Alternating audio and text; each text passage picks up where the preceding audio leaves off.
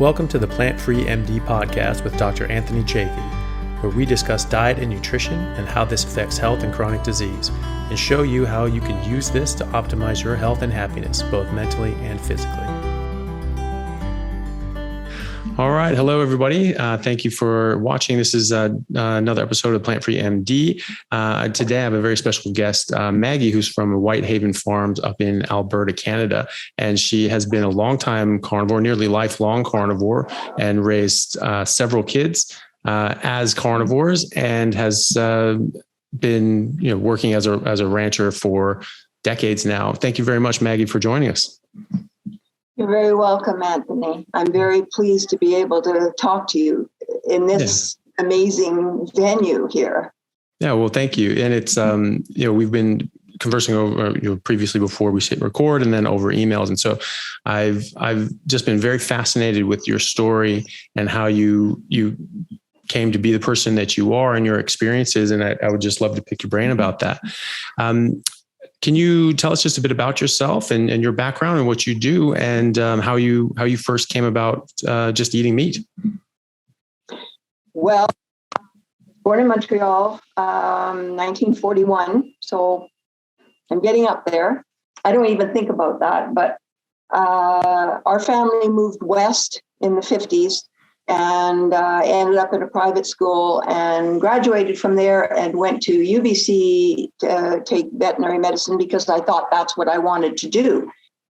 And I decided at UBC, because it was in the 50s and there were no women vets at that time. And I don't think anybody suffered from that. I don't think women suffered from that. But in any case, I decided I didn't want to look after other people's animals. I wanted my own. And I'd come from a dairy farm after my dad got home from the war with the VLA Act. He got a dairy farm, and I just fell in love with cows, basically fell in love with cows and dogs and horses at the same time. We farmed with horses in the 40s. And so I grew up riding on the backs of the workhorses as plowing or spreading manure or whatever. And that was the life I really wanted. So what the hell was I doing in UBC? Like spending money I was working at the racetrack and at Hastings Park in Vancouver and then Exhibition Park until they found out I was a girl. I was actually a guy. I'm tall and skinny. I'm 5'10" and strong as a horse. And I looked about like a 14-year-old boy, I guess. And I was 16, 17. And I had a license to work, to hot walk and guinea. I worked for Eddie Yates and the Diamond State. And then the commissioner of racing brought me in, and I said, he said, give me your ticket. And I said, yeah. And I put Max Hillary, which was my dad's name, my name was Maxine. I'm Maggie, but my name was Maxine. And I said, Max Hillary. And he said, you're a girl. And cowboy hat on, because I'd spent a summer actually working for Douglas Lake Cattle Company, which was owned at the time by Colonel Spencer before Chunky Woodward bought it. And I was actually working at Greenacres Cattle Company, which was owned by Colonel Spencer and his daughter, Barbara. And so, I actually met a cowboy there. And then, so I dropped out I was a total dropout after 2 years at UBC. I couldn't handle the crap in university. I'm sorry, but there was so much BS going on. Even then, it's way worse now. Mm-hmm. But however, they produced people like you, which is amazing. Not that they made you who you are, but you know what I mean. You can cut this out, Anthony. It's fine. But, however, so I married one of the cowboys from there, and we went way back in the bush. So all of a sudden now I'm eating what I always wanted to eat as a kid. I didn't like vegetables. I didn't even like fruit. And in the 50s, we didn't have the variety, and we didn't have the kind of sweet apples and this sort of thing that have almost been modified to taste a lot better. I mean, we had crab apples on the farm, and that we never had any fruits that weren't in season. And we're talking Canada. Mm-hmm. There isn't a lot of growing season, and there isn't a lot of fruits and vegetables that we grow here. I mean, we don't do anything really well excepting, spuds and turnips and onions and stuff like that. And you know what? I didn't like them. And if you eat things, try eating them just plain. Just, grab a potato and take a chunk out of it. See what it tastes like. I guess a carrot fresh from the garden is okay. But without the butter and the gravy and the sour cream and all those things everybody puts on, which I don't like anyway, excepting I love butter. I used to take potatoes, and then Mom would put lots of butter on it. I would eat the butter and leave the potato, So this was a problem at home because I was skinny. And so our general physician said, oh, sure, well, Maggie will have a better appetite at supper time if you give her half of Guinness Stout before supper. Well, I learned to like Guinness Stout, so my mom put an end to that because I didn't like vegetables and fruit. So I end up getting married as a teenager. We go way back in the bush. I'm not going to garden. I don't have any fruit. It's like we eat what we shoot, what we grouse, all like blue grouse, ruffed grouse, duck in the fall, deer, moose, two kinds of deer. There was whitetails and muleys up there, moose, fish from the creek. There were times when, I know what hunger is. My mom her hair would have been curled if she'd known, because the family I came from wasn't broke. I chose this life because this is the life I wanted to lead. I liked the adventure. I liked the hills. I liked the nature, and I tend to be a very solitary kind of person, which may show up a little bit in my rough way of saying things. So, pardon me. I'm that. But however, I'm watching what I say. That all came about, and of course, I ended up getting pregnant. I was by myself when my first baby, and he didn't make it, and I don't know really why. I honestly can't tell you, but I was 19 going on 12, at that, because I'd never really had never given myself a chance to really grow up. Still having trouble with that in my 80s. But however, I eventually I had ended up having 3 babies back in the bush, and I nursed them all because that was easy. We had no phone. We had no power. We had no running water.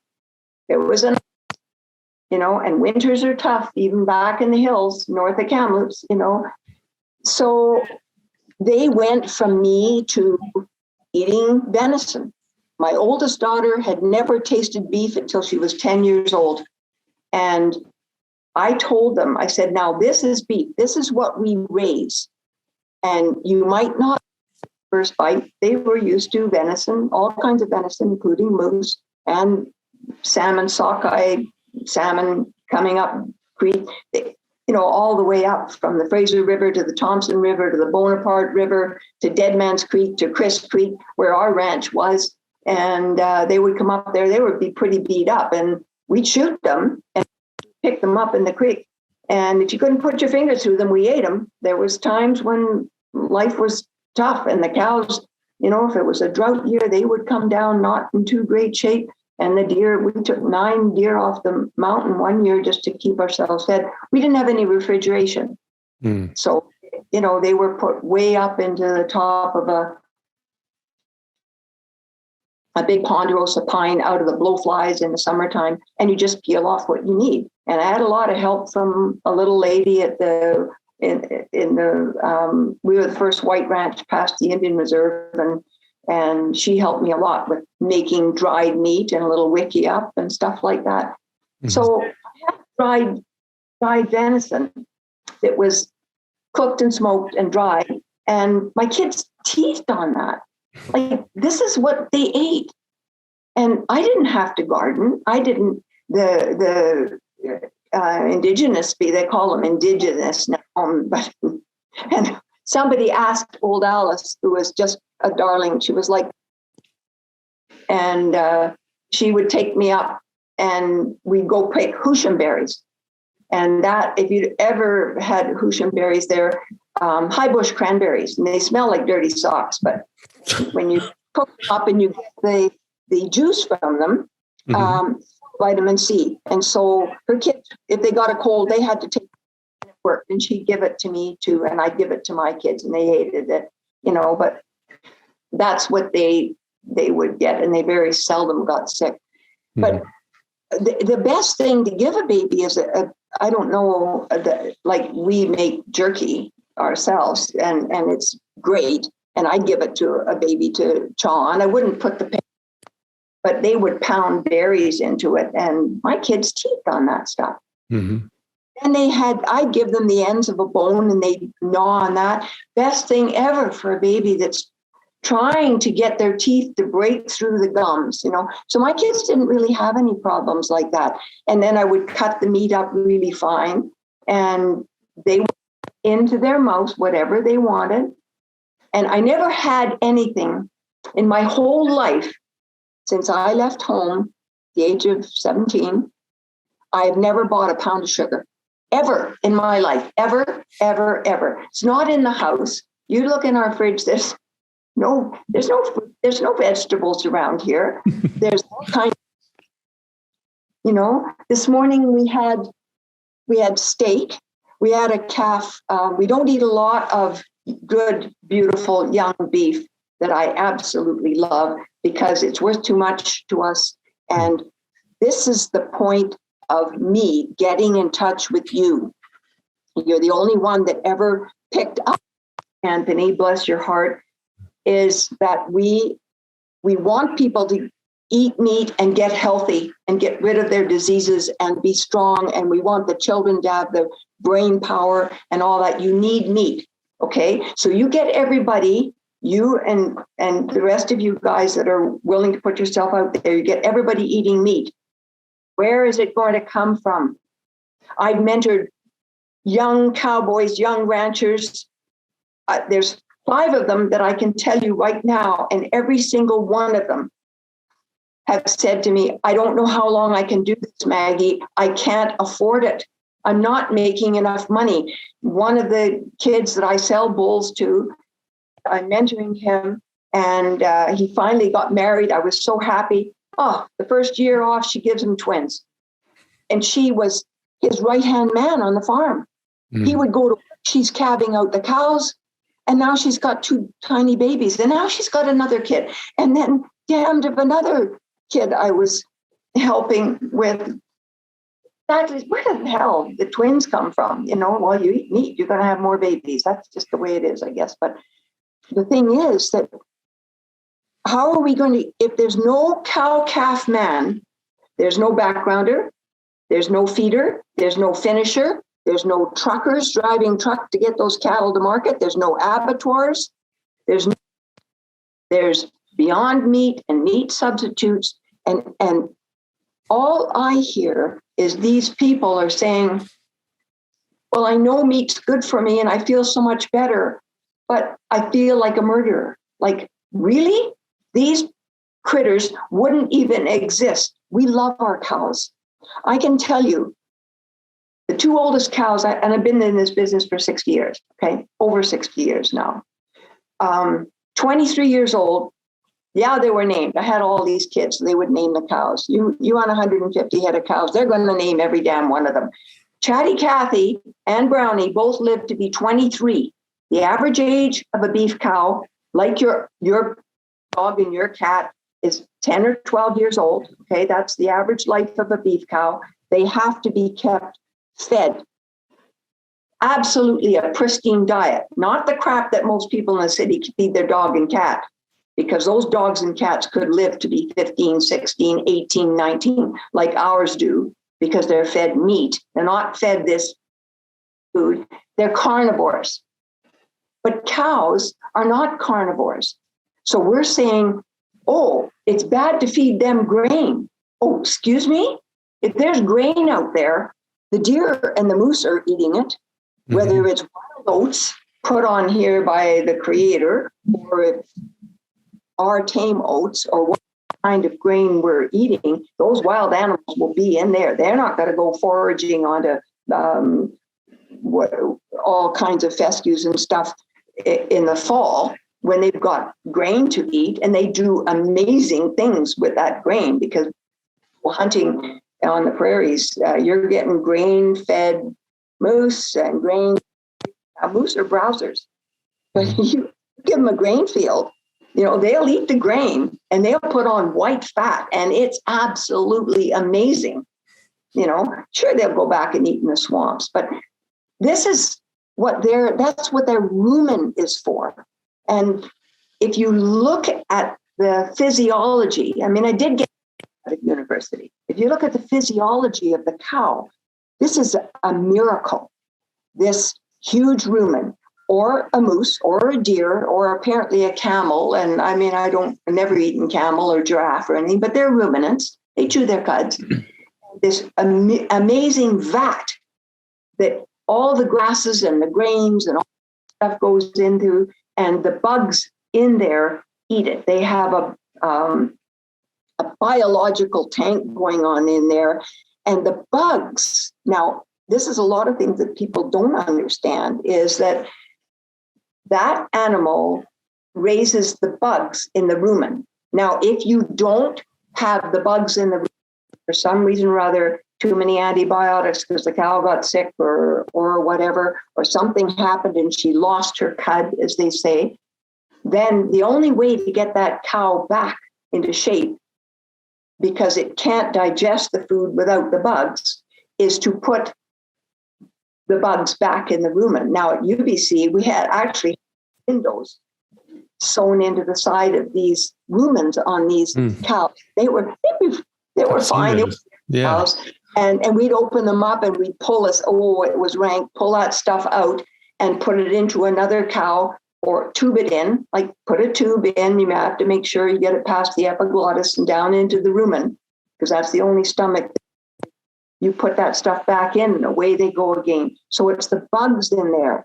And it's actually the bugs, whether they're grain bugs or hay bugs or silage bugs or whatever kind of bioform that's in there, when billions and trillions and quadrillions of these, that is what, through the reticulum that makes the cud, the omasum, all of that, and gut. It's the bugs, when they die, that the cow gets her nutrition from. The point is that 80% of what you put into a cow or a moose or a deer comes out the back end. And that is the only way we can keep our fields with full tilth, full nutrition, full biological matter. It is gold. That manure is gold. If you can graze your cattle out there, it's a beautiful cycle. If they're in a feedlot, by the way, when a feedlot animal goes in, he's about 18 months of age, 18 months to 2 years of age. He spent his whole life eating grass and hay and silage, just like every other cow, just like every other moose, deer, whatever. This is all the green stuff that we grow. The last 120 days, he goes in and his grain ration is increased, just like it would be for the deer if they get into your barley crop. And they can be, elk are brutal. They can just wipe out barley crop like a hailstorm. But those animals go into the feedlot. They get up to a 70-75% grain ration in the last 60 days, 60, 70, 80 days. They're gaining 4.5 pounds a day. And they're putting marbling in their flesh The frame is already there. That's what you do when you background the calf after it's weaned. It goes onto grass and then it gets backgrounded with silage, and they're gaining frame. It's not a fattening ration or a finishing ration, but they go into this 120 days of their life, and they're living the life of any better than any pet that's locked up in an apartment in the middle of town. Because if they're not happy and contented and cared for, they don't. And the margins are so slim in this business. If they don't thrive, the farmer, the rancher, the feedlot operator goes belly up, and he will last maybe 1 year. That's it. You can't put it away in the garage, go and do something else, and then come back and start farming again. That animal has to be fed. If it has no value at the market and you have to buy feed, and nobody else can afford to feed it because maybe they've had a drought too, you think, okay? And now feed, instead of being $100 a big round bale, is now $350 a big round bale, and that's gone in one pen in 1 day. You know, I mean, during the drought, year before last, our extra feed bill was $5,000, and we've got a very small herd of 100 head, okay? $45,000 just to get them there. We couldn't sell them because nobody had feed to buy them. So this is the only industry that you can't go on strike, can't put on hold. But these animals, when they say, well, they're factory farmed. Oh yeah? Factory farmer, and see how well you do with a cow, you know, that weighs 1,400 pounds and she births a calf. How much of a factory farm do you think? This is a hands-on industry. This, if I sound passionate and intense, Anthony, it's because all of our people who are suffering now, 70% of North Americans, weight, unhappy, they don't even like the look of themselves, let alone do they feel good or have the energy. And you're going to get them on meat, bless your heart. You and Sean Baker and Ken Berry, you're going to get them on meat. They're going to feel better. Where's the meat going to come from? Because I can't convince these guys to stay in the business because they can't feed their family and keep their calves alive, you know, in a ice storm. Like, so, and my husband, who is MBA and looks at the cold, hard facts and figures, he said, Maggie, the only we are going to ever be able to keep the beef available, waiting for the world to catch up when you guys get through telling people what they need, they're going to turn around and say, well, thanks a lot. Where's the beef? It's not there. That's not beef. All about this. You've told us all about this, but where's the beef? Well, I'm sorry, there's no beef because the primary producer, the cow-calf man that has to be there every time that cow goes into labor or needs to call a vet to save that cow's life, they're done. They're done. They're not going to stay in the business. I've got 10 of my own kids. Not one of them is farming. My youngest daughter has half a dozen cows in our herd, and she comes out. She's a school teacher. She comes out once a week and helps feed, and we just love her. Dad takes her into the shop, and she builds stuff, and you know, and it's great. But she's not farming because she can't feed her. She's got 3 kids. These are my grandkids. Mm-hmm. There's no money in it. There will be people that are willing to make this a lifetime project because they love cows. They love the horses they need to work with them. They love their cow dogs. They love being out there in a tractor, putting up hay for our 6 months of brutal we have in Canada. They're willing to do that. They're willing to be up there, just like Mac and I are before we came down here to, you know, I did run a comb through my hair. Okay. Yeah. I mean, I don't have a lot of pride. I don't care about that crap. But the point is that I was just so excited this morning when I realized that we were going to do this, because now I just want to dump this problem that we have about how are you going to take this on, because you're going to, because I can't do it. And you know how to do this, Anthony. You know how to explain to people that not only is carnivore we are carnivores, okay? So you want to put the other crap in your body, that's fine. You're going to have aches and pains, but you're not going to have it's not a great thing for a woman who wants to walk around in a bikini, Arnold Schwarzenegger, okay? So I don't care about that, but people want to be healthy.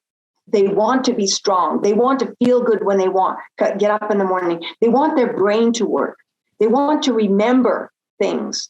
And at 80, I feel like right now, Mac and I are approaching middle age.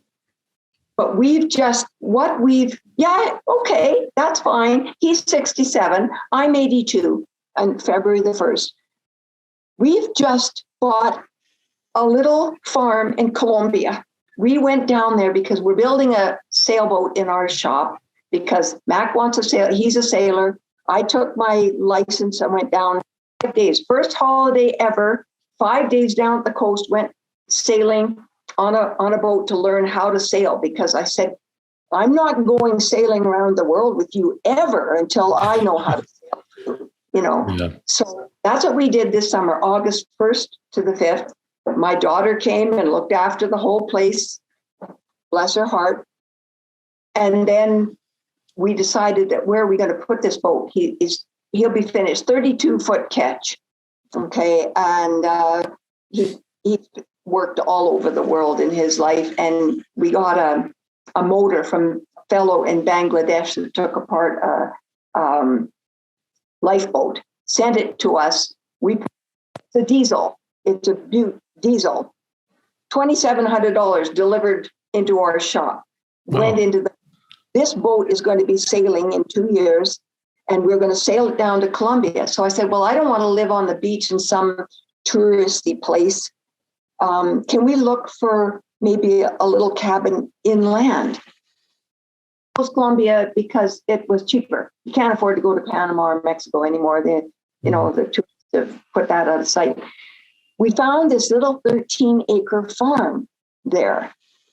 So came back, talked to the banker, borrowed the money. We got to make this pay.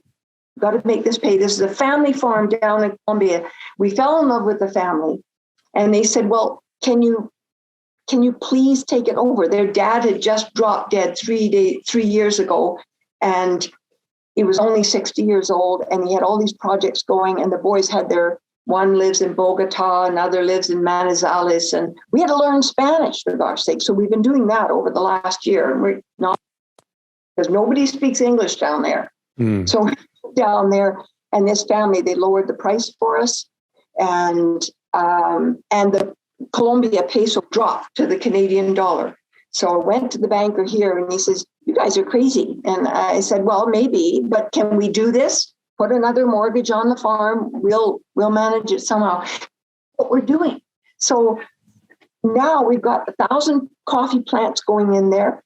I don't drink coffee. Now I do. Okay. Might as well try.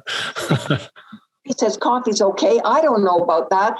You see, I don't really care about all the intricacies of the diet and that. I know what works for me. And if I anything that doesn't agree with me, my body tells me.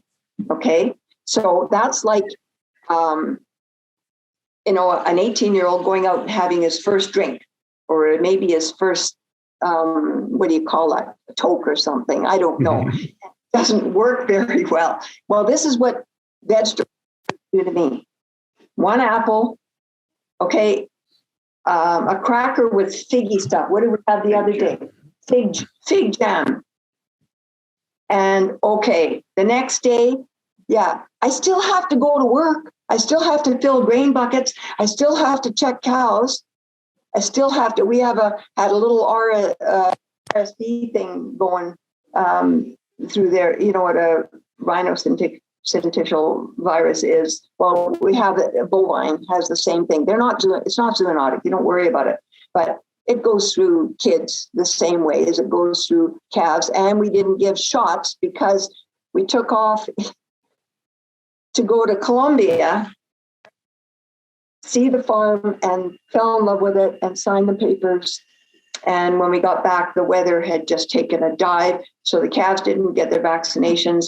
And we had half a dozen go through with this syncytial virus, which of course you can't heal with an antibiotic, but whatever. You have to be there. And doesn't matter a fig jam and it reacted on you. This is what I'm saying. There is no paid sick pay. There's no days off. There's no holidays. There's no, what do you think? You can take a long weekend off? Christmas, we spent it up in the feedlot. We were supposed to go for supper to my daughter's place. That didn't happen. We had a freeze. Okay. So there was no Christmas this year. There wasn't. But you know what? Our animals are good, and we still laugh. We still have fun. We still love what we do. But now we got to pay for this farm down in Colombia. And we'll do it because we know we can. But the biggest joy for me this morning was when I really realized that I can dump all this shit onto you now. Fix this. Anthony, you'll have to probably cut this out. You have the podcast. You have the know-how. You look like a friggin' Greek god. So you're going to catch all the young girls that aren't happy with what they look like. And they're going to say, okay, here's this guy out there that looks like this and he's eating meat. And so do you see where I'm going with this? Yeah. So now I can forget about this and concentrate on helping Bill finish this boat, still do our 100 head of cows and our background feedlot and all the other things, because we put up our own feed. We still have to seed. We still have to harvest. We had a hailstorm go through, wiped out half of our barley, this year. But, we have to mill barley, and it doesn't matter if it's minus 38 with a 20 mile an hour wind blowing. You still have to set up the mill. You still have to get the tractor going. You still have to, and by the way, we hand fill our bucket with grain, with chop out of the grain wagon. They weigh about 28 pounds a piece. And then we load them into the back of the gator and go into each pen and distribute it in feed troughs. And if you've ever seen cows when they get a taste for barley, boy, but when the weather gets like that, they need that extra. They need the carbs. Their rumen need the carbs. And to keep your animals strong and healthy, it's amazing what 7-8 pounds of grain rolled barley will do for those cows. A lot of people have lost a lot of stock in this last 6 weeks of hellish weather. So this is what I want to do. And my husband is just so wanting my brain to get back to where we have all these projects going. Now, on the farm in Colombia, we raise bananas, plantain, mangoes, what else? Avocados, oranges, lemons. I've never seen an orange on it before. They're Valencia and if people are willing to eat them, that's fine. But coffee, I'm drinking coffee now, learning to like it. I actually quite like it. It doesn't seem to be bothering me. I've got a cast iron gut. So, I've eaten a lot of, sometimes on trips, a lot of iffy meat. I'll just put it that way. Mm-hmm. But, when you're healthy, you don't get gut problems. You don't, your gut is hard and it's just there I don't eat I don't live to eat. I eat to live. Yeah. And like sitting down at a table, this is a big table. This is an 8-foot table here. And when my kids are home, there's like 50 people here. Like when they're all come with their kids, and their kids are having kids now. I got great grandkids that are in school. So, and I know I sound like I got diarrhea of the mouth, but is that you and Sean Baker, and he actually gave a podcast this morning that just tickled my fancy because he was talking about the life cycle of a cow. You have a lot of people you've convinced that carnivore is the way, but they have that one problem with the ethical part of eating meat. Mm-hmm. And I'm telling you now that we waste nothing here, nothing. We have stock ponies that are like, we had a 35 and a 33-year-old. We still got the 33-year-old mare. We put her sister down, the age of 35. That mare, you could load a moose on her, go hunting, bring a moose back on her. We put her down. Did we throw her body to the coyotes? No. There are some animals that we can't eat. If we have a loss, the coyotes get it. We've got a great coyote bitch and a coyote dog that live here. They have never once touched our calves. We had to get rid of some that took 1 year, took 7 of our baby calves. These guys are great. They live here. They get extra feed. They keep the mice in down, the gopher population down. But dogs, there is no way I would let any kind of meat go to waste. Mm-hmm. So old Cheeky ended up in the freezer, the dog food freezer, and bless her heart, no be chewing on her bones. Yeah. So this is the sort of thing that maybe your people need to know what real life is. Mm-hmm. And the importance of honoring and respecting these animals, like every other rancher that I know. Anthony, if you don't love cows and you don't love business, it will kill you one way or another. And you know what? Your bones will be coyote chow. Mm-hmm. And there will be a nickel to bury you, because it will break you, and it will break your spirit if you don't love it and you don't respect these animals. And I don't know of who doesn't love his cows and doesn't just thrill to see those baby calves out there. And for as long as they are meant to be on this earth, whether it's 2 years of age or 23 years of age, they are cared for, fed, looked after, cherished. Mm-hmm. Cherished. Or who would get up at 3 o'clock in the morning and go out and check when it's just bitter cold to make sure those animals are okay and that the cycle of life continues, and skip Christmas entirely. Christmas Day, Boxing Day, it was just solid work for us, but it's a labor of love. And we do fairly well, actually, because we don't buy anything we don't need. Like, we keep our bills. We don't go to restaurants. We don't go out. We don't travel. Mm-hmm. Our first travel ever was to Colombia, and it was absolutely amazing. Like, that's the first time I've ever been off the continent, and I'm 80 something, So, and now we have another job down there. Mm-hmm.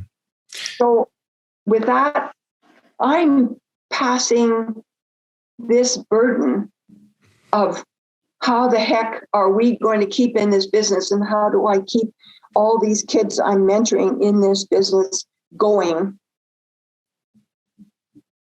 without any hope of them ever making a living at it. Hey guys, just want to take a second to thank our sponsor, Carnivore Bar. I don't promote many products because honestly, all you need to be healthy is to just eat meat. But for those times that you're out hiking, road tripping, or stuck at work and you want a nutritious snack that is just meat, fat, and salt if you want it, the Carnivore Bar is a great option. So I like this product not because it's just pure meat, but also because I want the carnivore market to thrive as well. And the more we support meat-only products, the more meat-only products there will be available in the mainstream. So if this sounds like something you'd like to get behind, check it out using my discount code Anthony to get 10% off, which also applies to subscriptions, giving you 25% off total. All right. Thanks, guys. So what are some of the barriers to that? I mean, has it always been like that? Has it always been very tough margins? Like prices of meat have gone up significantly, but it doesn't sound like that's actually getting to, the level of the ranchers. It sounds like other people in the middle are the ones profiting off of that. So what are some of the barriers to you guys being profitable, or new ranchers coming in and being able to earn enough of a living to make it worthwhile? Well, the barriers to us right now is that the land is so expensive. I mean, right now, the quarter section that the home place is on, I had two others, still have another quarter, and that it's worth on the average, well, this place, because it's got a house on it, somewhere around $3 million. It's only worth what I can raise on it for me. The other quarter that's bare, even though it's got 2 wells on it, and it's got power to it, it's worth $1 million, $2 million and a half. You're not going to pay that back in cows. So you're going to put it into grain. And the problem is that fewer and fewer people are eating beef. The big stores and that everybody has to make a profit, all supply chain. Okay. When you go into the store and I look at what's in the grocery carts, and then this lady who's maybe 50 pounds overweight and she's got 2 beautiful children, although they don't look all that healthy to me, but they're in a basket and she looks like she's packing the cares of the world, and she's maybe all of 25 years old. It breaks my heart. And I look in her basket and I look at the bill that I'm right behind her. And this has happened more than once.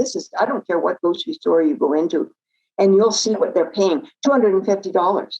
And she has no food in there. Yeah. There's no food in there. If she'd taken that $250 and bought meat with it, wow, beautiful girl, sitting somewhere around 180, 100, beautiful girl, young, 2 beautiful children, and she's got no food, and she just spent $250, $300. She's got pop in there, she's got chips in there, she's got Kellogg's cornflakes in there. I mean, I've got to name all the crap she's got in there, but there's no food in there. Yeah. None. There's maybe a frozen pack of corn. Yeah. Or maybe a head of lettuce. Like, you want to eat that rabbit food? Go ahead. But I'll bet people, when she gets home, she's going to put a $2.50 worth of something out of a bottle on there, or she's not going to be able to eat that lettuce. No. That makes it worse. What people don't realize as well is that when you actually check it like per pound of lettuce, of spinach, of these vegetables, quite a lot of them are more expensive than beef, especially certain cuts. Fruit. $1 an apple. Yeah. $1 an apple. Yeah. Or more sometimes. Yeah. Or more. Like it's absolutely criminal, and it's crazy. And they're taking their money, and they're buying margarine instead of butter. Mm-hmm. That would gag a maggot, that margarine. So, I eat a lot of butter because I grew up, that was all I wanted to eat. I wanted the meat and I wanted the butter. That was on the table. And so this problem of the rancher, the cow calf producer, and there's a lot of them, they're quitting. Yeah. They're turning their land, they're either renting their land out or they're selling out to some American or some rich Saudi or some rich Chinese person or some rich Dutch person that's going to run a dairy. Okay. And that's fine. But the problem is with milk. There's nothing wrong with milk. There's nothing wrong with even pasteurized milk. But as soon as you homogenize, you know the difference between whole milk and that's been homogenized and milk that hasn't been homogenized? The cream, the globules in the butter fat in the milk that will make butter will rise to the top, which is the way milk, when it was delivered at home back in Quebec, it rose to the top, didn't bring it in, it would freeze. And then the neighborhood cat was licking it off the top because it was pure, So when you homogenize it, to keep those fat globules in suspension, they have to be broken up so small that they almost literally can go through the walls of the intestine. Seriously, that fat, even though it's butter fat, which would be awesome for you, which I will eat butter by the spoonful. And I eat cheeses. I love cheese and butter. We have you just see our supper table when we're eating. I mean, it's just amazing. Like we have all kinds of stuff on there. No plants, but I never gave my kids homogenized milk. I had a milk cow until my last kid left home. That was it. I made my own butter, and so they had whole milk, So, but as soon as you homogenize, it's not the pasteurizing. But people talk about raw milk as dangerous. No. You don't have to drink raw. Pasteurize it. We did because we had our own cow. Okay, and they used to be able to get your milk cow tested for TB because TB used to be a thing. I was born before antibiotics were developed, and they were developed during World War II. Okay, there were no antibiotics for people or babies when I was. So, your cows were tested for tuberculosis and brucellosis. Okay, because those were zoonotic diseases. So. But as soon as you take this milk and you homogenize it, which made it better lifetime, better shelf time, because once the cream comes up, it gets on the top, and ladies didn't like that when they took the cap off the bottle, so they homogenized the milk. You can't buy milk where the cream comes to the top now. So have it pasteurized if you want. It used to be always pasteurized since Louis Pasteur invented that, it was a long time ago. But the cream came to the top on the bottles that were being delivered to the dairy. The cream came to the top, and then they homogenized. You can't buy that anymore unless you go to a dairy. And by the way, it's against the law for your local dairy to sell you that raw. Even though which is ridiculous. It's ridiculous. Yeah. But the reason is, and you know this full well, is because the corporate world, the big food industry, they don't want you bypassing them. So here's the problem with getting beef from the rancher. Yeah. Buy the cow. Take it to an abattoir. Get your neighbor a cow. If you went to a rancher and says, if I bought a cow and paid you to raise it, would you do that for me? And then when it's ready, will you deliver it to a slaughter plant, an abattoir? There's abattoirs all over North America, little abattoirs. They're not allowed by law to kill animals on their place. So they would have to come and do that. This is the way we do it. We have a wonderful butcher. One cow or bull at least every year goes to feed the people in the mustard seed. And I called our local abattoir guy that comes down and does emergency slaughter on the farm. And I said, okay, we have a bull with a broken leg.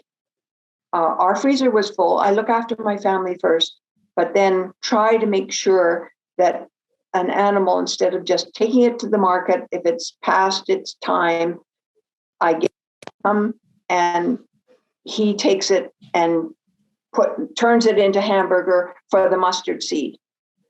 And I asked him one time, this is how sad this whole process is. I asked him, how long did that bull you took last at the mustard seed? Because every Sunday he was going and serving meals at the mustard seed. 3 days, Maggie. What's the mustard seed? In Canada, starving. Yeah. So, sorry, what's the mustard seed? Is that like mustard seed is it's a line for life. It's to feed the homeless. Right. Okay. But this is what's happening in our country and in yours too. In North America, there's people dependent on, and what are they getting at the food bank? Yeah, they're not getting garbage.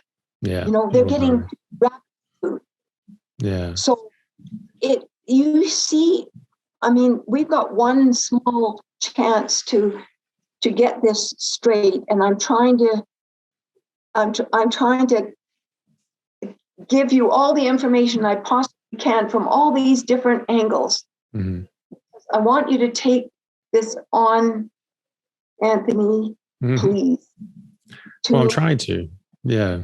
I know. And here you are, still the brain surgeon. Like even Sean does that now. He's not. I don't think he's doing surgery anymore. I don't think Ken Barrett still is. But if you want something to get done, ask a really busy person. So unfortunately, yeah. And you're the only one that got back to me anyway, but Sean is, I think he's got to, so talk to him, whatever it is. We have to solve the problem of the way people about eating beef. I know I need to eat meat. I know I need, and lamb and pork or whatever, or chicken, but I feel like I'm doing the ethically wrong thing. I think it's wrong, and it's not, because if we don't have this animal input on our land's our crops will stop. We'll have to put more fertilizer on it, more chemicals, more of the things that are like glyphosate is not the sort of thing you want on your grain. People say, eat grain, eat seed oils, and yet they don't want to eat the beef that's raised on grain. Like, did you give your head a shake? Seriously, I don't get the connection. If grain's so bad, why are you eating it and serving it to your kids? It's cow feed, it's horse feed, it's sheep feed, it's hog feed, it's chicken feed. Turn any one of those animals loose on the land, where they bother go, they'll bust your fence down to get into that barley. That's what they're supposed to eat. The deer are hopping over the fences. They don't have to break the fence. The cow can't get into there. So we fence them out because they destroy a barley crop. Yeah. So these are the problems, and we keep the young men and women who are willing to be the primary producer. Because if the feedlot doesn't make money, he can't buy the calves. The guy that's raising the calves, if he can't sell them enough to at least buy feed for those cows and then go out and have a part-time job so he can have a family and pay his mortgage. He can't buy land around here. No. I will not sell this land. This has been in the family for almost 100 years now. Wow. So not my family, but my husband. I've lost husbands. Don't tell me the cattle industry won't kill you. Mac and I have been married 5 years. This man is amazing.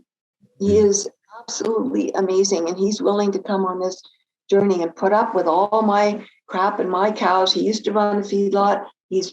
There isn't anything he hasn't done. And now he's taken on Colombia. So, I need a break. It doesn't matter whether I've earned it or not. I don't care about that kind of stuff. And I don't even care about money, but I got to pay my bills.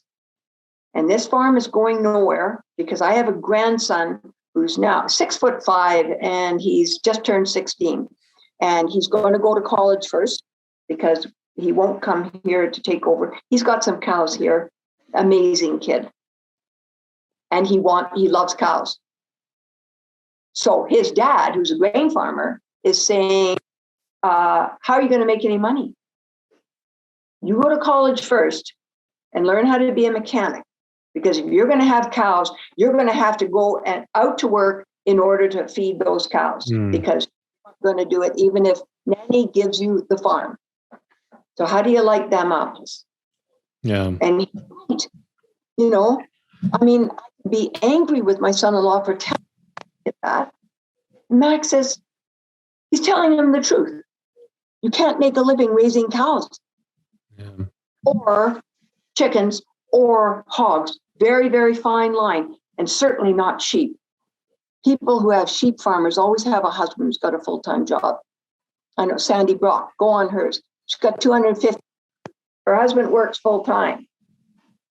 Okay. That's crazy. Yeah.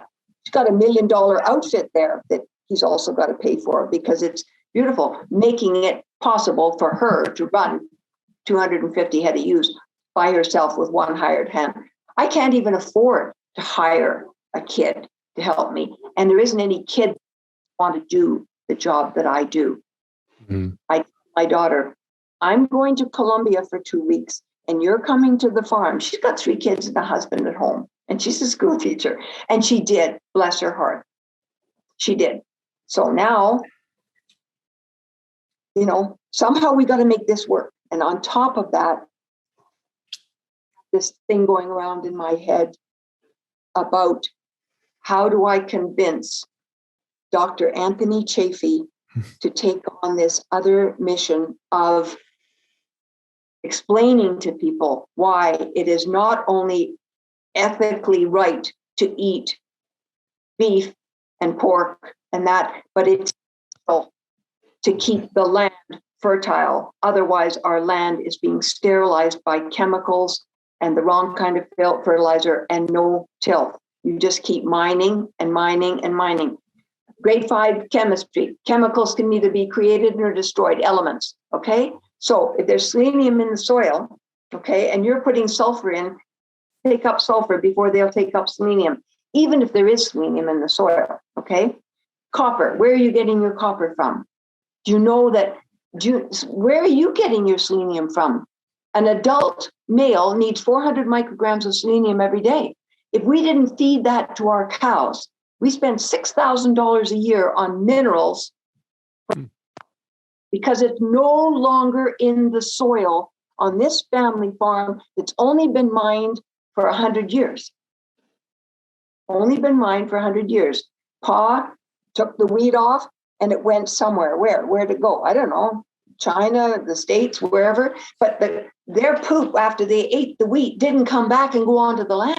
Not like animals do. You put it through the animal, it goes back in 80% of what you put into that animal. 80% of that $6,000 a year that goes through our 100 head of cows and our calves goes back onto the land.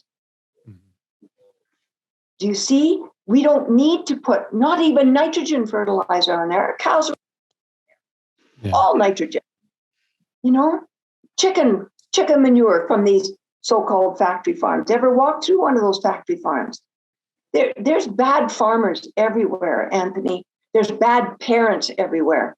But if you treat your animals properly, you'll have the law, the SPCA, the FIA, everything against you.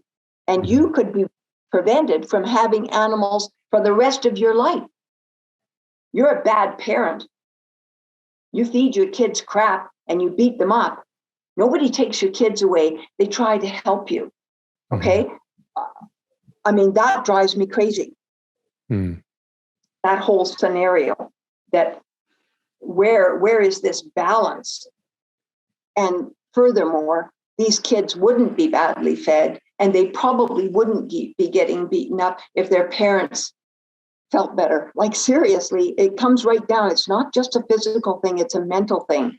I mean, I mean, if I had time, I would like to go back to university. And then I think, what the hell would you want to do that for? Because it's all crazy now, you know? I mean, I can learn more online. And the last year I've learned Spanish. Like, we're having so much fun with this Duolingo online and talking Spanish in the house. And the kids are just shaking their head, Mom, you're just weird. And I said, well, you know, having weird mom builds character. So just get over it. Yeah. So this is the whole thing. I put a lot on your plate, Anthony. You're fine. I don't know. Well, you know, I've seen this. So sorry, go on. I don't want to just dump it all on you and walk away. If I can help you, if there's anything I can do, I can write. I've written books. Okay. You know what? I've written 3 books and I've never published one because I don't write for that. I write for me and then move on because life is so full of adventure and every day is like a frigging gift, you know, to do stuff with. Yeah. And look at you. You're a brain surgeon, you know, and you're a neurological surgeon. I don't know what you call it yourself, but you're dealing with the most intricate areas of the nervous system. And now you've taken on this job, and now I'm done a bunch more on your plate, you know. So, yeah, I'm not going to apologize for that. I just want you to be able to do it. And if you can do it, I will do anything in my power to, because if people get your message about carnivore eating and health, they also need to have the pressure put off of them about the ethical side of it and the damage, that so-called damage that the animals are doing to the land. They're not doing the damage. They're an absolute essential part of the, because we killed all the buffalo. That wasn't anybody that is alive's fault. That would just happen 200 years ago. They're gone from North America and cows have replaced them. But we've lost 30% of our cow-calf producers in Canada since 2002. Wow. 1/3 are gone. And the other 2, even in the Cattleman's magazine, on the cover is the cow-calf industry worth it? Are we paying our bills? Okay, if they're not, then neither is the feedlot isn't going to survive. Well, I mean, all of this down the line, and then there's going to be no beef. So, a lot, Dr. Chaffee, on to meat now. Where's the meat? Yeah. Okay, so I just dumped all this on you, and now what are you going to do? Yeah, well, I'm gonna. Yeah, it's something that I've noticed as well. You know, you're right. It's I've seen some things in Australia as well. The abattoirs here, you actually cannot bypass them. You cannot bypass the big sort of corporate producers of meat. You are not allowed to buy beef or lamb directly from a farmer in Australia. Nope. You have to do it sort of under the table. You have to know somebody. In America, you can, so I bought a cow directly from the rancher, and you can do that. If you go through a butcher, you can do that as well, and they'll source the cow. But if you go directly to a rancher, it's even better. You have a better choice. You're dealing directly with them. They do better for it, and you do better for it. It's cheaper than going through all these successive middlemen. And I've tried to do that here in Australia. I've not been able to. Sometimes you can, if you know somebody, they can sort of slaughter it there, and then you just sort of take it away and sort of as a cash deal, but it's not actually legal and sanctioned. So and so you have to go through an abattoir here. And the reason for that is because big business doesn't want that to be possible. Yeah, exactly. And I get that, and I understand that. Yeah. You don't have to buy. The point is that you don't have to buy from the rancher to get an ethically raised beef. All beef is ethically raised. Yeah. Yeah. It has to be, because if it isn't, the farmer would be broke in 2 years because the cows would be contented, wouldn't be healthy. And if they're not in the feedlot in that last 120 days, if they're not gaining 4 pounds a day, that guy's going broke. And he's $1 million worth of facilities there. You know what my power bill is in the winter, servicing a dozen hot water tanks so that all of my can have fresh water to drink so they don't have to eat snow. $1,500 a month just for the power bill to heat those tanks.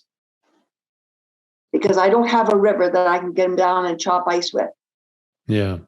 Let my cattle drink out of a river. So this is the thing. You don't have to get it straight from the farmer. There's no better than is sitting right there in your grocery store. And not only that, the beef that has spent the last 20 days eating a perfectly natural 70% grain that you're feeding your kids, by the way, who are carnivores, 70% grain ration for these long yearlings for 20 days, and they marble, and it tenderizes the beef, and it gives the consumer the fat that they need.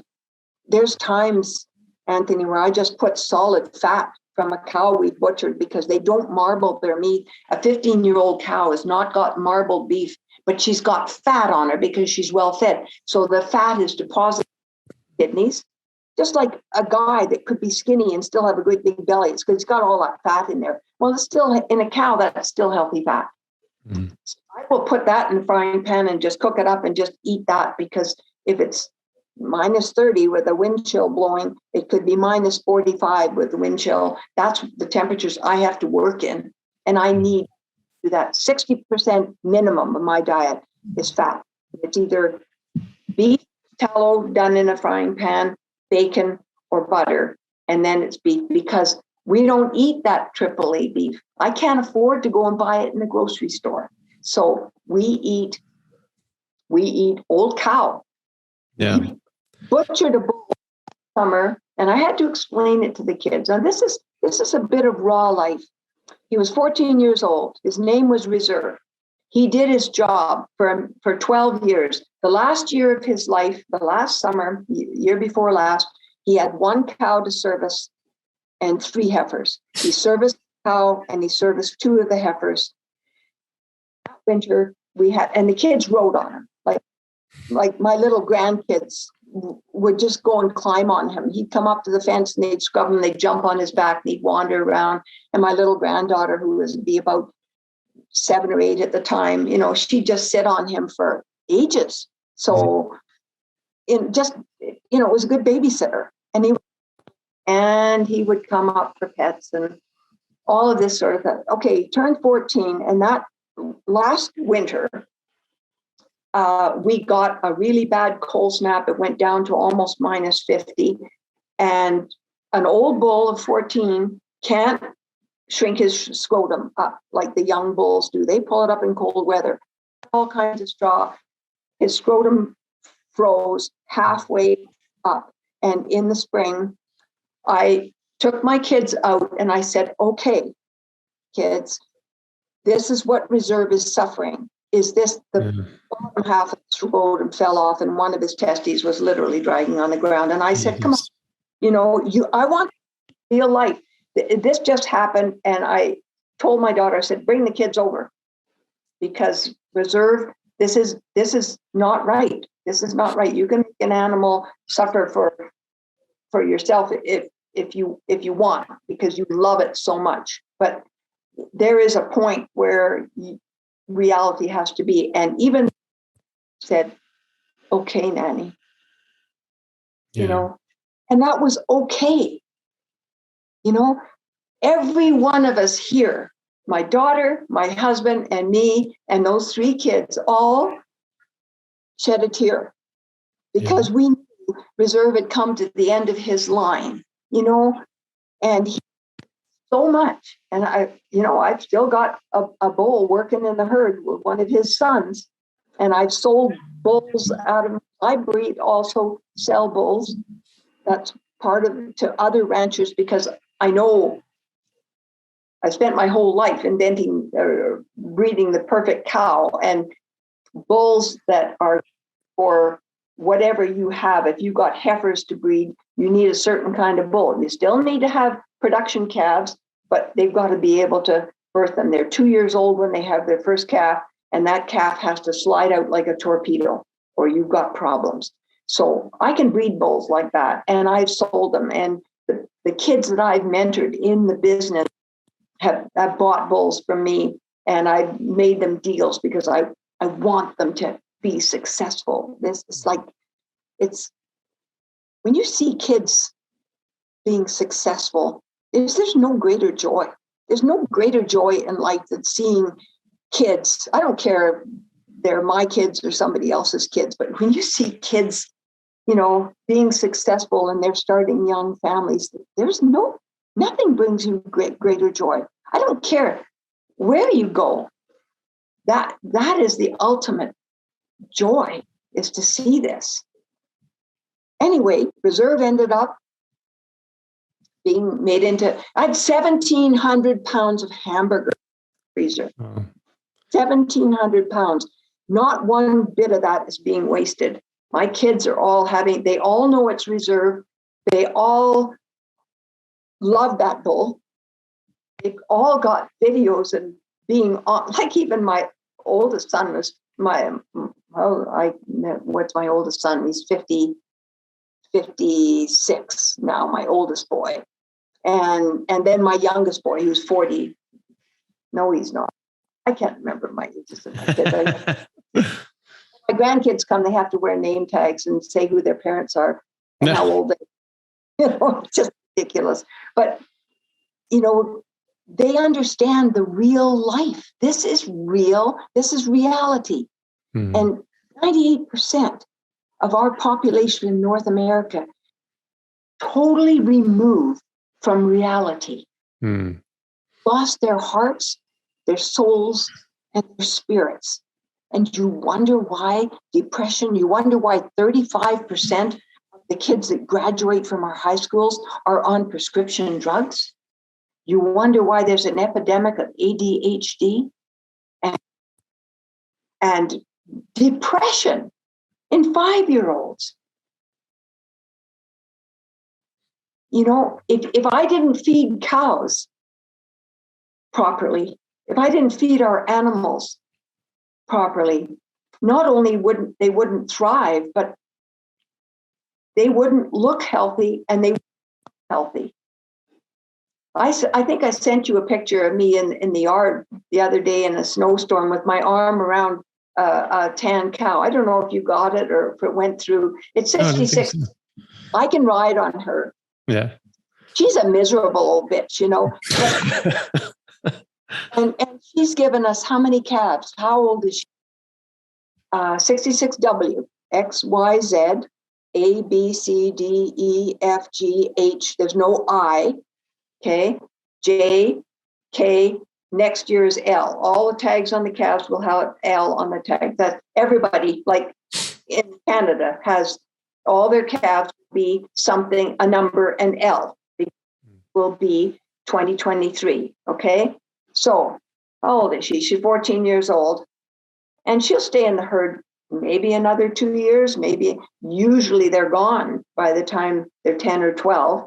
In my herd, because I breed for longevity, because that's super important. You don't make a dime on a cow until she's had her third calf. Figure that out. You kept her, so you didn't sell her. So who's going to pay that bill? Okay, you kept her mom for a whole year while she was pregnant and fed her, and now you're keeping the calf. So you're not getting any money for that. You have to wait 2 years before she has a calf. Something has to pay for the bull that you had to buy to breed her and all the feed that she's had before she's given you calf number 1. Mm-hmm. Okay, so she's 2.5 before you can sell her. And that just paid for her. She was, that you didn't sell her. Not all the stuff that's happened before or after. And then she has her second calf. That's for all the stuff in between. Now she has her third calf. Okay, she's 5 years old now. She's 5.5 before you've made one dime on that cow. So making sense? Do the math. It's easy. Yeah. Do the math. So this is the whole thing. So you don't think by the time that cow is, 9 or 10 years old, you're not in love with her, Mm-hmm. and you've treated her well. So she's calm. So she isn't going to kill you when she has her calf, because cows are more dangerous when they have their first calf if they aren't gentle and they have treated properly. They will protect their calf with their life against you if you haven't treated them properly. Those are just facts, and every cow-calf guy knows that. You don't go in there yelling and screaming at, oh, no, none of this, yay, yay. No, that doesn't work with cows. I don't care if you got 1,000 mama cows or 10. Some pretty big ranches, 3,000 head of mama cows. All, and you love them. They're not all named. Yeah, well, you have enough kids, they'll name them all. That's just the way it works with kids, they'll name everything. They'll name chickens.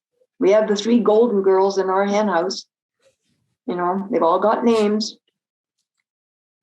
So if, have you ever, just as an aside, have you ever, so you have the hamburger, have you ever, had like an older cow and just like had them cut up in steaks and things like that? I did that once with a 10-year-old cow. Best steaks I've ever had in my life. The best tasting meat I've ever had. Yeah. Because that's what we eat. And I can make a roast. In fact, we did get some of the cuts from reserve made into roast, 14-year-old bull. We didn't eat Chatty Cathy, by the way. She was 23 and everybody was crying when she died. She died with hot water bottles and blankets on her. She died with a 4-month-old heifer calf at her side at the age of 23. And that calf stayed in the herd for 17 years. But nobody in the family will forget Chatty Cathy. So we didn't eat her. Besides, she had just gone downhill over the last 3 days before she died. But however, yes, I've had 14-year-old bull roast, okay? Put it in the oven, cover it with bacon strips, because there won't be much fat on a roast, especially if you're going to do the loins or that. Cover it with bacon, back-to-back bacon all the way across the top. Your oven, I like my beef rare. I eat most of my beef blue rare, and this is old beef. Okay, so we use a lot of bacon and a lot of tallow to put the fat on the top. Put it in at about 200, anywhere from 190, 195 to 200 degrees. Put it in before you go to bed at night. In the oven, just leave it and wake up in the morning. Your kitchen will smell like roast beef.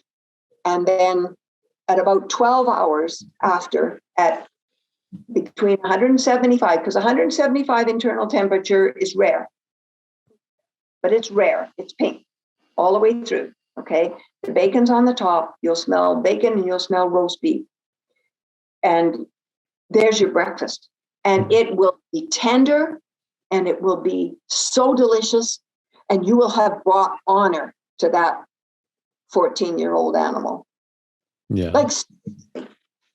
Yeah. I absolutely loved it. I thought it was probably the most flavorful that I'd ever had. And I tried like normal steaks, like just from, like prime steaks from Costco, and I tasted them next to it. I did sort of a taste test. I, took a bite of the prime New York, and it was amazing, really good. And then I had like the 10-year-old cow, also the New York, and it was just so good. I kept sort of eating like half of that. I'm like, okay, I'll try the other one now. And I couldn't even taste it. I couldn't taste any of the beef flavor. It was completely overpowered. It just tasted more rich. Yeah. It loses it. Yeah. It's, as some person that I was speaking to said, we've sacrificed texture for flavor, or sacrifice flavor for texture, it's saying that, it's a bit more tough if it's older. I didn't actually find that. I found that it was perfectly fine. Like if you overcook it and you cook it sort of medium, well done. Yeah. It's like a hockey puck, but otherwise it's fine. And like the gristle and like the tendons and things like that. Oh, those are just like whale bone. I don't know what those things turned into, but like those are tough. But it's even easier just to take that gristle out now because it's solid now. You get rid of that and you just have this soft fat and the soft meat as well. So I think it was that's great. the best thing in the world for your dog. That gristle too, because they will chew it up and they need that. And what they feed dogs today. No wonder. Mm-hmm. The vet will tell you the average lifespan of a retriever is 9 to 10 years. Yeah. No, try 17, 18 years. Yeah. It used to be. Yeah. Like my border collie, 19 years old, still going, my little girl, she's outside now, Tess, she's 8. And at nighttime is when she wants to cuddle. But so she's outside and it's cold out there, but she's tough. And they eat meat. They actually have the horse meat. And we waste nothing. Yeah. And if I shoot a deer or a moose, nothing is wasted. Mm-hmm. So as far as the middle meat, I only like liver, calf liver. But we do eat we had a calf that got out and got hit by a truck and smashed his leg, and I got him back in and into the fence. Gosh, only knows how. I don't know whether somebody had gone through the gate or whatever, but anyway, that's what happened to him. And so we butchered. He only weighed about 600 pounds, and he had fat on him because he was still nursing, I think he was about 5 months old or something, a good solid calf. And we butchered him out, and the meat had absolutely no flavor in it, and there was no marbling because veal have that marbling. It doesn't have the flavor or anything like that. We're not wasting it by any stretch of the imagination. And we did eat the liver and the tongue and the heart. Yeah. But when that's gone, I mean, that's not necessary. It isn't. It's a nice additive with eggs. Like if we have what we call slutty eggs, they're just like soft scrambled eggs. We'll put, for Mac and me, a dozen eggs goes in. We do that. We have bacon, and then we'll have liver, and that's a super breakfast. And it's just another variety to have. But you're absolutely right. I mean, I don't mind that we have to eat old beef. I literally can't afford to buy these fancy ribeye steaks that Dr. Baker talks about, or I mean, we don't have an off-farm income. So this is it, Yeah. Canada plan. If you don't pay into it, you don't have it. And as a farmer, you can't, so you don't have it in the end. So there's basically no pension, So, right. And that's not why I keep working, though. That's not. I keep working. This isn't work. Yeah. This is life. This is living. But I'd like to see that you're going to convince kids to be there and do the job. They need to get paid for it. Yeah. And I don't know how we're going to do that. But the more people eat beef and demand and get off of the junk food and stop spending and wasting their money on the crap in the grocery store and just demand the meat. Yeah. Yeah, I think that's a very important part of it, is just getting more people aware of this and aware of these problems, and then just making noise. You make political noise. There's a lot of barriers in the way, and things are becoming more difficult. They're getting these, the fake plant burgers. They're getting the bug burgers. They're investing billions of dollars into this sort of nonsense, and that's because they want a return on investment. So they're making a lot of noise. They're putting in a lot of lobby money and things like that. Everyone says like, oh, big cattle and big beef. All they're doing this. There is no big beef. There is no big cattle. It's ranchers like yourself that are doing this, and then these other giant multinational food corporations that are that make more money out of the fake meat and the plant-based crap than they do out of anything else. And so it's just a matter of getting people aware of this and picking up that demand. And if that demand goes up and these people say like, okay, hey, look, the money's on this side of things, we're losing money on this. Well, they're going to either wise up or they're going to lose their shirt. So, and hopefully both. But there's crazy things going on politically as well. Price of land is going crazy. I don't know if you have to pay property taxes on that. That would be insane because, as the price goes up, you have to pay more taxes. And so you basically you're renting your land from the government, which was never a thing. And $5,000 a year just. Well, that's which is ridiculous. And like in California, they had to cap it. I think it's Prop 22 or something like that, where they basically like you pay property taxes at the value of the house that you bought. But as because it was kicking people out of their homes, or people being there. Like my grandmother was in Montecito, California, just in Santa Barbara, and a beautiful property. It was like 10 acres there. Steve Martin was one of her neighbors. Oprah Winfrey was down the street from her. This became a very, very, very valuable area.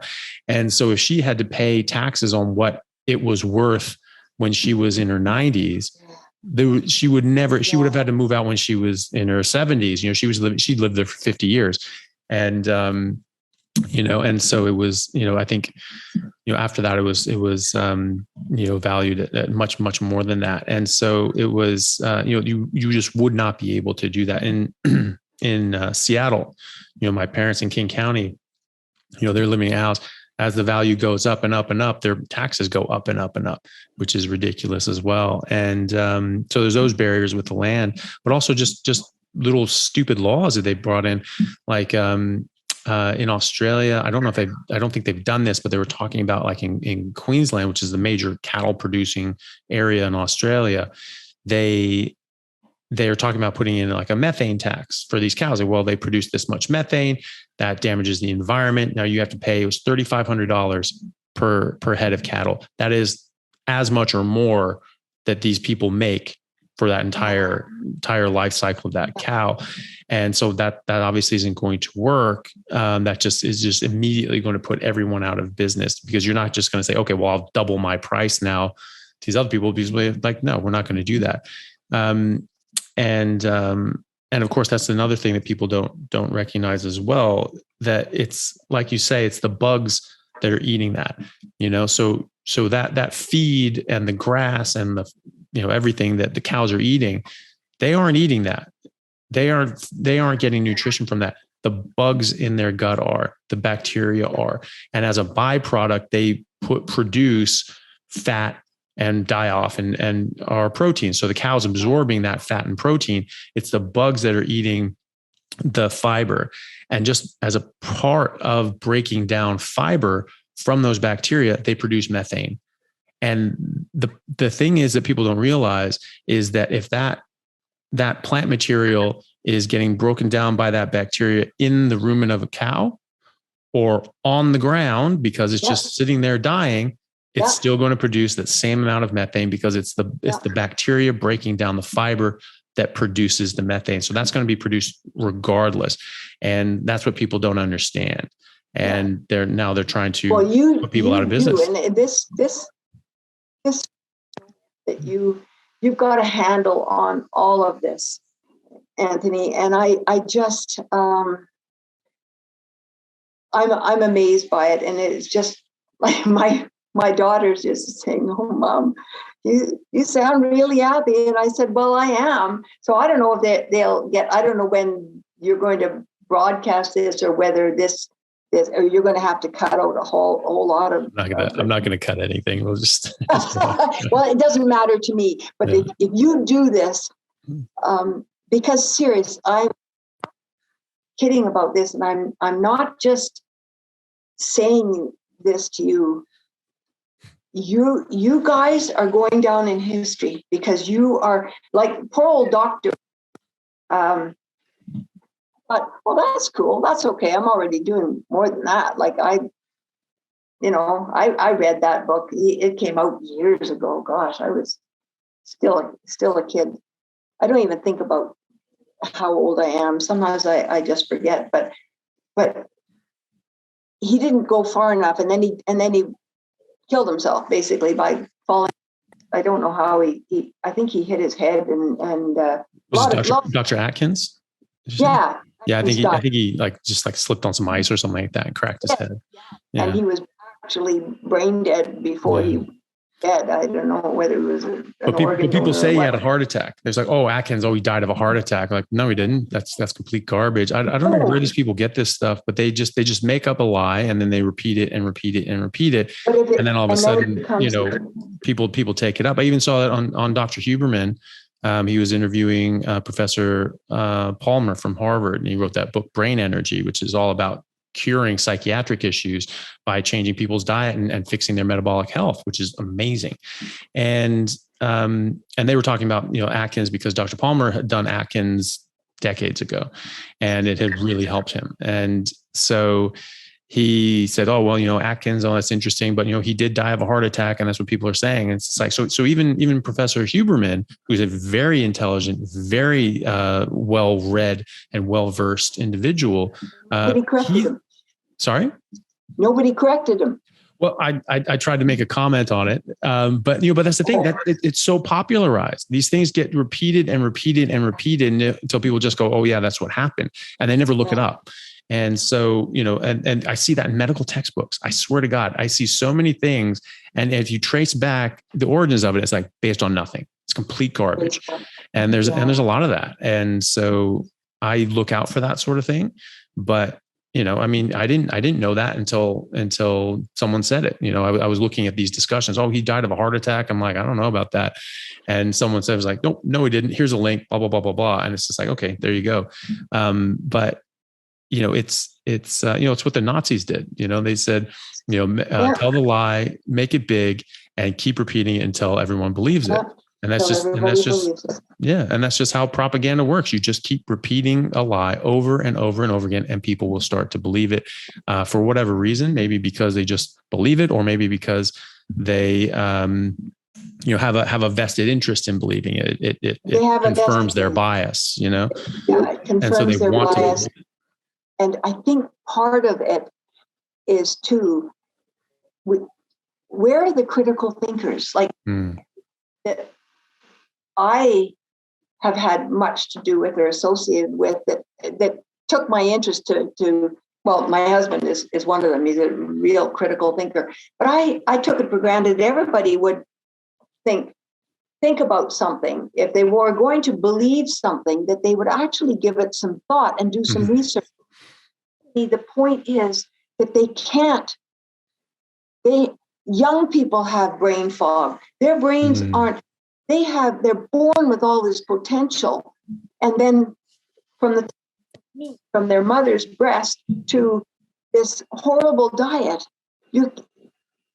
they're brain dead. I mean, they could have huge possibilities and potential, but on a day-by-day basis, if you don't feed that brain, it's still tissue. It still needs to be fed. Yeah. And if you're feeding it what it needs, it's not going to function. So people don't question. They don't do their own research. God, I mean, I could talk to you all this time on just BSE, on bovine spongiform encephalopathy that killed our industry in 2002, May 20th, 2002, when they found a cow with BSE in worldwide, the concern was all over the world that bovine spongiform encephalopathy would bring on Creutzfeldt-Jakob's disease because they're very similar. This is not zoonotic. I studied I have a foot high of information on the we're done, but it served the purpose of the corporate world to let, especially with the controversy between Canada and the United States, everybody's trying to keep their beef industry to themselves and promote it. And so this was allowed to run with it. And it a TSE. It's not a transmissible spongiform encephalopathy. Proof they're done in the United States and proof they're done in England by Dr. Mark. One moment. I'm just getting a call. So, okay. Yeah, very sorry. But something has just come up, but thank you so much, Maggie, for taking the time to speak with me. I think it's, I found it very, very interesting. And I think it's very important for people to understand what the life of a rancher is like and what the problems, some of the problems that you're facing are, and the realities of the situation, that it's not just about getting people eating the right thing, but there are some real barriers in the way of people being able to eat the right way, even if they want to. So I really appreciate you giving your perspective and telling us your story, and also just being an example of someone who's been living as a carnivore for 60, 70 years and raised 10 kids in the same way, and showing that actually this is not only viable, but, optimal. Absolutely. And I thank you from the bottom of my heart for taking this on and listening to it, because without the background, it doesn't really make sense. And people look at life a little bit differently and look at their own potential.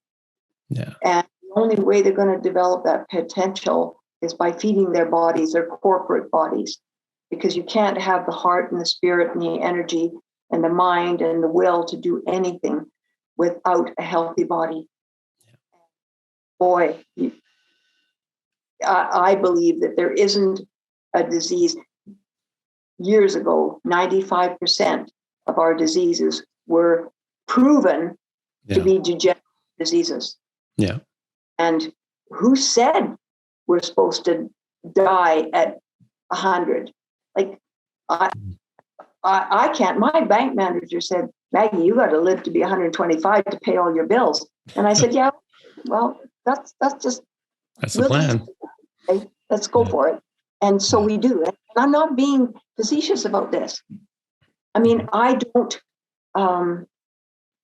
what Mac and I have and what we do, I'll go to a 30-year-old. Yeah. I'm not bragging about it, not putting myself on any kind of a level. I'm just saying these are the facts. And this is what you feed your body properly, you can do. And anybody can do this. Yeah. Anybody. That's great. But we have to make sure that there's the beef there to buy. Yeah. That's it. I 100% agree. Well, thank you so much. And hopefully we can do this again. And maybe sometime I can visit your ranch and you can show people exactly what it's like to do that. And, I built cabins for my kids because they outgrew the house. So if ever you did, you got a young girl, I don't know. We've had people honeymoon here. Nice. And it is, in the summertime, this place is absolutely beautiful. Like, it's awesome. Incredible. And so is the place in Colombia, by the way. I bet. So, yeah. That's amazing. And the people there, amazing. Anthony, I'm not going to keep you. I know how busy you are. Bless your heart. I'm overwhelmed. Your ability, your time, your generosity, spirit, that moves me as, like, if I'm not your mom, but by golly, I am so proud of you. Thank you. Proud of you. Well, I really appreciate that. Well, thank you. You could say, well, this old lady is really proud of me. Well, okay. Well, that's where I am, but I'm approaching middle age as far as I'm concerned. And I mean that quite. Yeah. Well, I think in a very real way you are. I mean, we're designed to live, 120 years. So, you are in middle age. So, minimum. Yeah. So. All right. Anyway. Well, thank you so much. Good night. Yeah. All right.